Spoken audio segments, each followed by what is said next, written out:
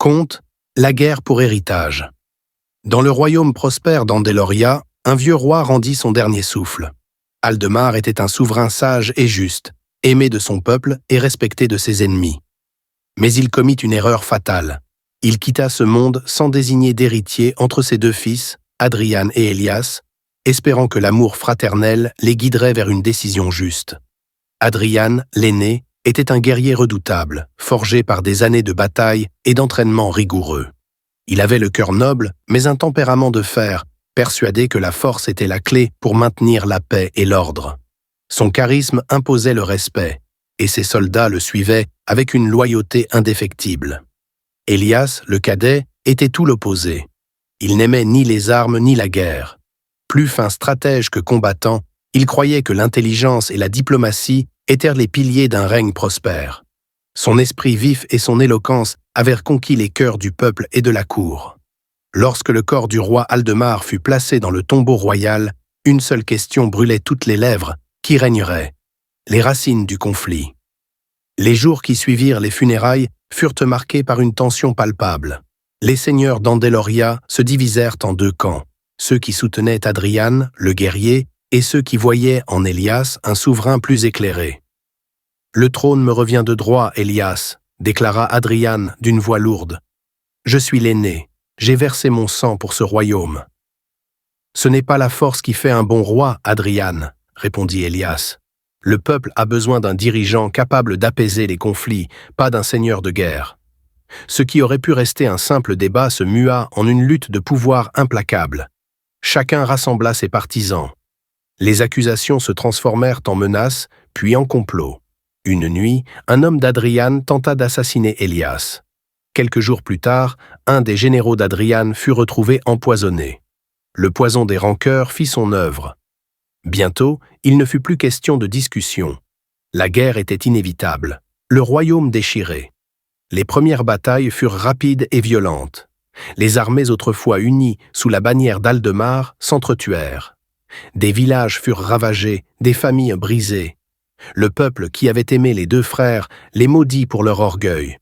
Adrian menait ses troupes avec la fureur d'un lion, chargeant en première ligne, frappant l'ennemi de sa lame redoutable.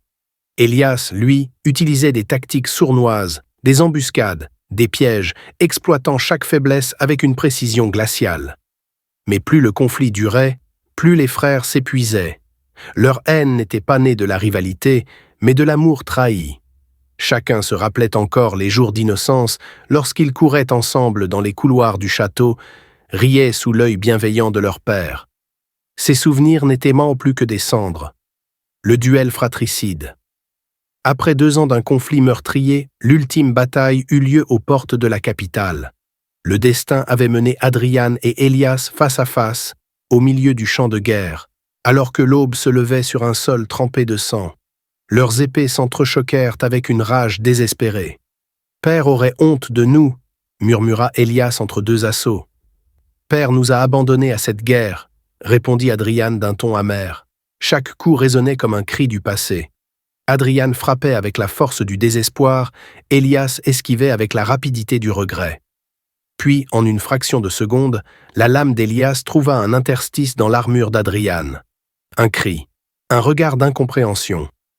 Adrian tomba à genoux, la main crispée sur la blessure béante. « Tu as gagné, petit frère », murmura-t-il, un sourire triste au bord des lèvres. Elias lâcha son épée, pris de vertige. Il venait d'ôter la vie à celui qu'il avait tant aimé. Le champ de bataille se figea. Les soldats des 2 camps observèrent la scène avec horreur. La guerre venait de s'achever, mais à quel prix? Un trône maudit Elias fut couronné roi le lendemain. Pourtant, la victoire avait un goût amer. Son peuple ne le regardait plus comme un souverain, mais comme un meurtrier. Il avait gagné un trône, mais perdu son frère, son honneur et son âme. Les nuits, il rêvait d'Adrian. Il le revoyait, riant sous le soleil de leur enfance, ou le fixant avec des yeux accusateurs, le sang coulant encore de sa blessure. Un jour, incapable de supporter ce fardeau, Elias marcha seul jusqu'au tombeau d'Adrian.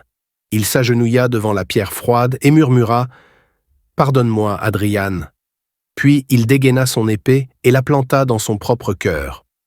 Son corps fut retrouvé au pied du tombeau de son frère. Ainsi s'éteignit la lignée d'Aldemar.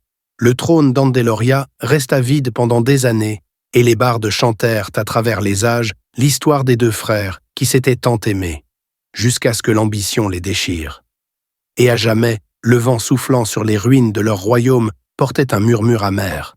Le sang des frères ne donne naissance qu'à des royaumes maudits.